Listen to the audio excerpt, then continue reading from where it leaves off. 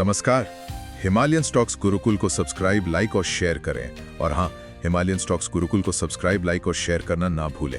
Please Himalayan stocks Gurukul को subscribe, like और share करें। आज की चर्चा का स्रोत हिमालयन स्टॉक्स गुरुकुल है। तो शुरुआत निफ्टी 50 से करते हैं। लगातार तीसरे दिन इसमें नरमी रही। 23 सितंबर को ये करीब 33 अंक गिरकर 25,170 पर बंद हुआ।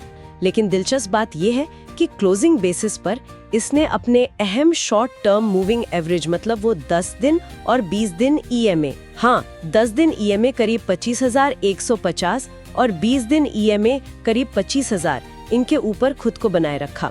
ये लेवल ट्रेंड के लिए जरूरी माने जाते हैं ना? हाँ बिल्कुल। और इन ईएमए लेवल्स का बने रहना मतलब तकनीकी तौर पर ये काफी अहम है। देखिए, जब तक इंडेक्स इनके ऊपर है तब तक शॉर्ट टर्म ट्रेंड अभी भी आप कह सकते हैं बुल्स यानी खरीदारों के पक्ष में ही माना जाता है।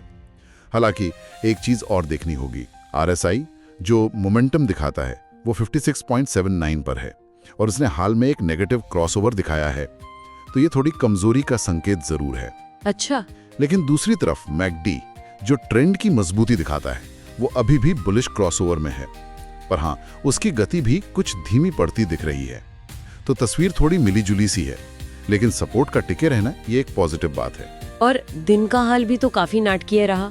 फ्लैट खुला, फिर 25,085 तक फिसला भी, फिर दोपहर में 25,262 तक उछाल आया, लेकिन आखिरी घंटे में फिर बिकवाली हावी हो गई। डेली चार्ट पर देखें तो एक बियरिश कैंडल बनी है जिसकी ऊपर और नीचे दोनों तरफ लंबी शैडो है।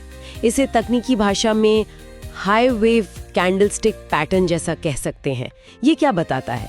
जी हाँ, इस तरह का पैटर्न खासकर जब वो गिरावट के बाद बने तो ये बाजार में बहुत ज्यादा अस्थिरता और अनिर्णय मतलब कंफ्यूजन की स्थिति दिखाता है। यूं समझिए कि खरीदार और बेचने वाले दोनों ही पूरा जोर लगा रहे हैं, पर कोई साफ तौर पर जीत नहीं पा रहा है। अक्सर ये पैटर्न इशारा करता है कि शायद गिरावट अब थमने वाली है, यहाँ से बाजार पलट सकता है, मतलब एक नियर टर्म बॉटम बन सकता है। और इसी से मिलती जुलती बात HDFC सिक्योरिटीज के नागराज शेट्टी भी कह रहे हैं। अच्छा, वो क्या कह रहे हैं?